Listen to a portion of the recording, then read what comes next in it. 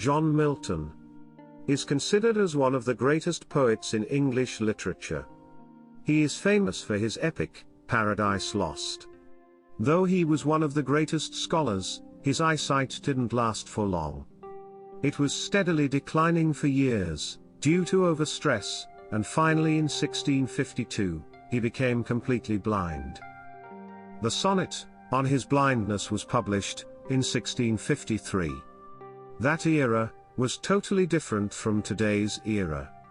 And that is the reason why it was very difficult for John Milton to cope with his blindness.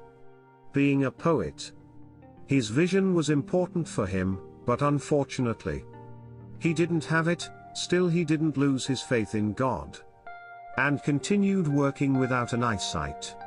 In the present sonnet, we see that Milton regrets his loss. But still he trusts God, and his talent gifted by him. The poem teaches us to be optimistic in life, and to have faith in God. On His Blindness is one of the most famous poems written by John Milton. It is autobiographical in nature. And the main theme of the poem is obviously his blindness. It is a Petrarchan sonnet, and it is divided into octave and sestet. At the beginning of the poem, Milton seems very sad for his loss.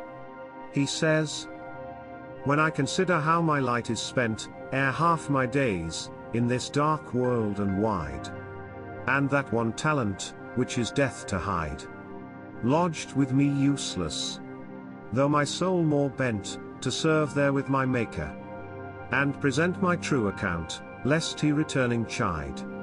Doth God exact day labor, light denied? I fondly ask, but patience, to prevent." This stanza shows that Milton has so many doubts in his mind. He thinks that, due to his blindness, his talent of writing would be wasted. Because though he has the talent, he couldn't write poetry. And so in a way, he is unable to serve the God, as he has given him the task of writing poetry. And if he fails to do his duties, he will be doomed. And he will fall into the darkness, darker than his own blindness. But he knows, he is loyal to his God, and he would not do anything that would make him unhappy. Therefore he is ready to accept his fate.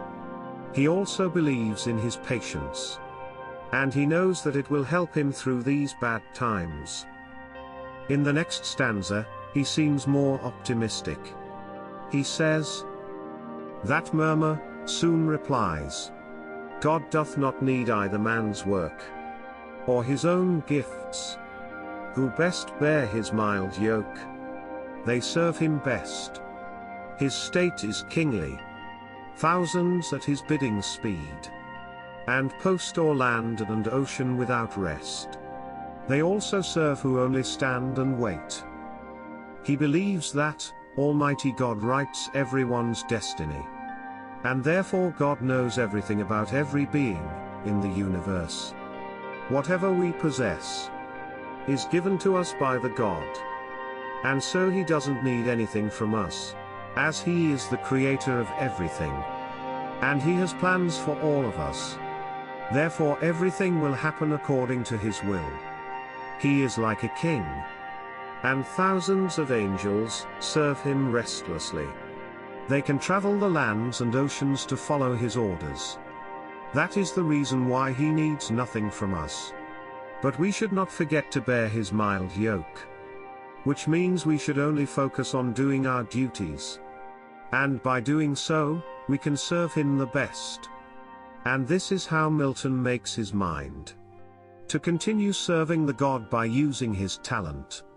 And just because of his faith in God, he was able to complete the enormous task of writing the epic, Paradise Lost, which consists of 10 books, with over 10,000 lines.